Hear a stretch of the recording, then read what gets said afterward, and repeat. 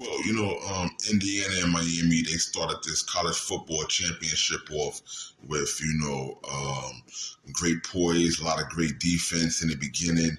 It started with both of these guys in the first quarter. Miami, they could only get as much as 18 yards in the first quarter because of that pressure that was put on them by the Indiana Hoosiers. And the Indiana Hoosiers, they had guys that was, just in there, just doing their job, trying to keep the pressure up and make sure that Indiana represents and become that 16-0 undefeated team.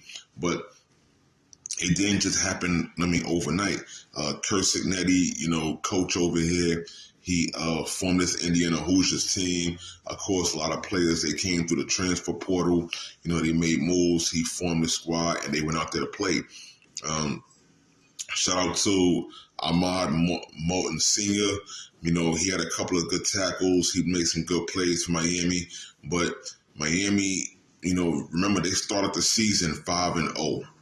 5-0, there were great hopes for them and different types of talk early on for the Miami Hurricanes. However, in this championship game, Indiana, they led 10-0 at halftime because they had a field goal in the first quarter. They was up 3-0.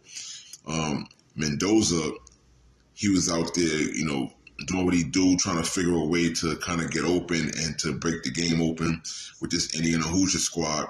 And both defenses wasn't giving up much as Indiana went for it on fourth twice in the game, and they converted. I mean, Fernando Mendoza, the Heisman Trophy winner and the MVP of offense in this championship game, he was able to get some things done and to move the offense in the right direction.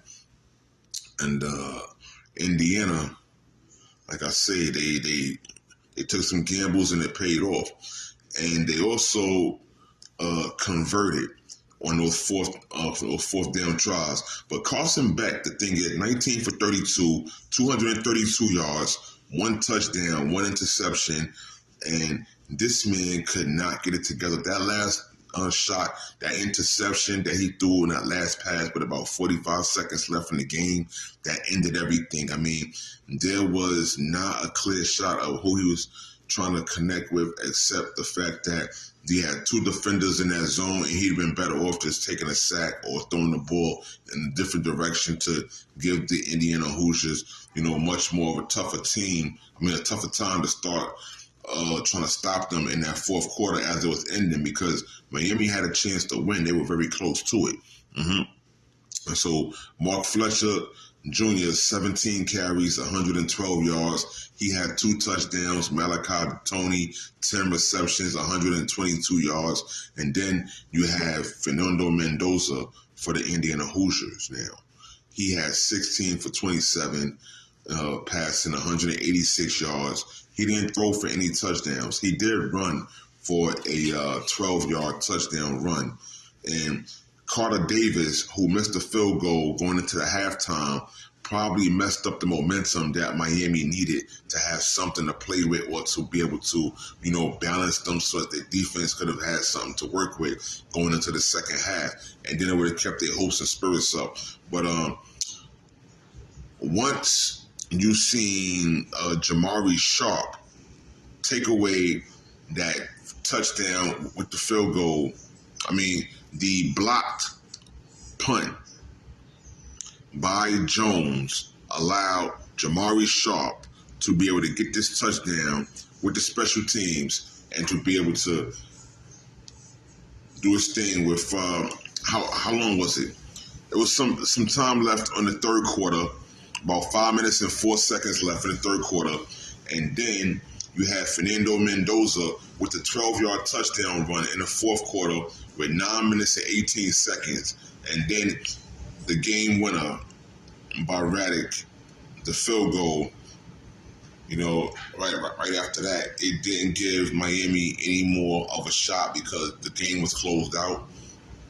And as I could say, there was a lot of scrambling back and forth. Malachi Tony made some big plays. He was running in there.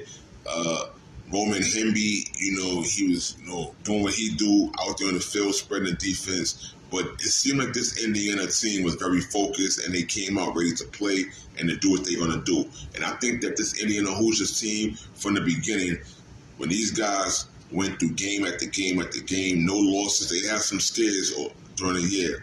They were 16-0 now. 16-0 after taking this win right here in the championship. Nobody could stop them.